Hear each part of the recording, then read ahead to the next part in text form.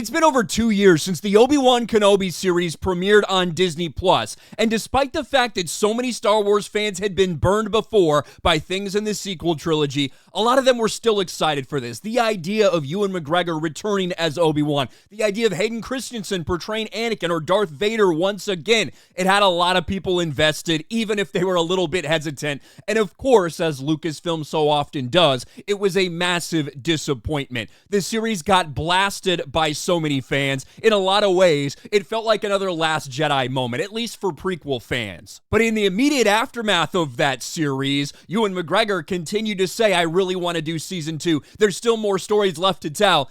And here we are over 2 years later, and he's still saying the same thing. Ewan McGregor on Obi-Wan season 2. I really do hope we get a chance to do another one. And that should tell you a lot, that when Ewan McGregor, the actor who portrays Obi-Wan Kenobi, has been begging to do another season for 2 years and it still hasn't happened, that should indicate just what a big disaster this show really truly was. Because if you remember, that opening weekend, it was the biggest Disney Plus premiere they'd ever had. They were bragging about all the numbers.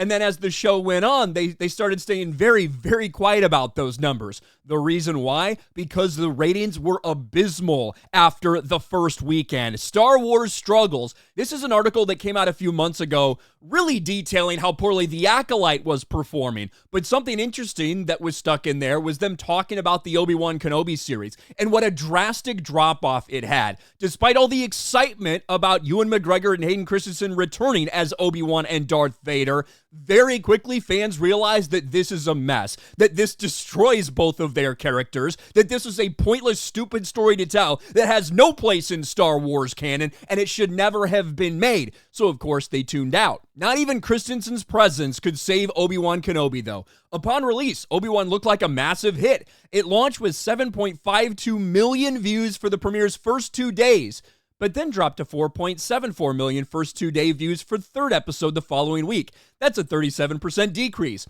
By its finale, Obi-Wan was down to 3.9 million views in the first 2 days. Essentially half of the people that initially started watching that series, they abandoned it. They left. And we saw Star Wars strategy during that time. It's very similar to what we've seen recently. They decided to try to gaslight the media and the fan base and say, all the criticism we're receiving for this show, it's just because it has a black woman in it. How dare you? Don't choose to be a racist. When really Reva's inclusion in this series was maybe in the top 5 of the list of complaints that people had about the show.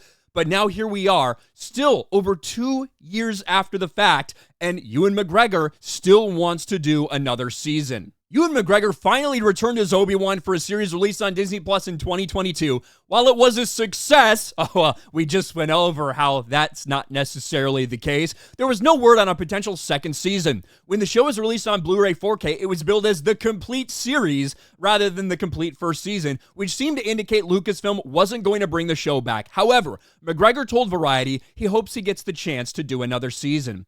I loved more than anything getting to know Alec Guinness's work because I was playing him as a young man. Even now with the series, that's my personal challenge. If a take feels a bit like him, I'm happy. I really do hope we get the chance to do another one. Between where we ended off in the series and when Alec Guinness comes on screen with Luke Skywalker, I think there's another few stories to tell in there.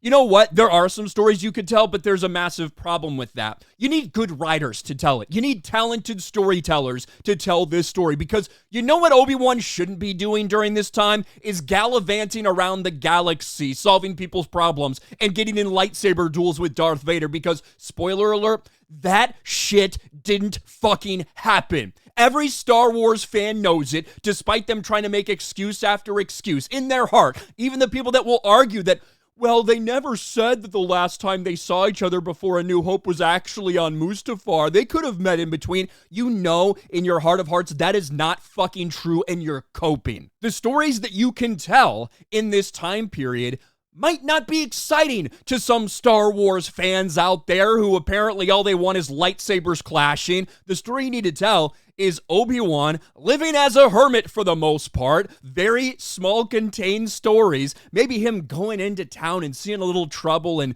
trying to stay hidden, not wanting to reveal he's a Jedi, but can't help but get involved just a little bit. But he still knows the most important mission is to protect Luke fucking Skywalker, and him communing with Qui-Gon and learning all these things from Qui-Gon. But that takes great storytelling because you don't have all this built-in, oh, look at all the action sequences, look at this, look at that, oh, Darth Vader. None of that shit should be involved. And that is the problem.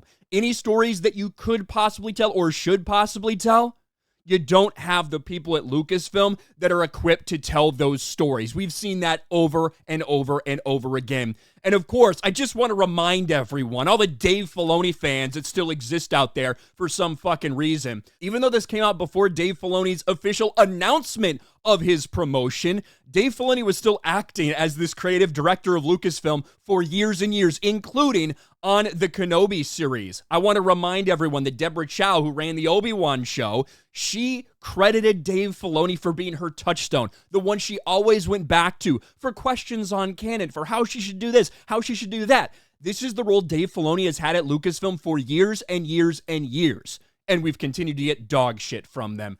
I hope that we do not get another Obi-Wan Kenobi season because, quite frankly, the first one did enough damage. We don't need another one.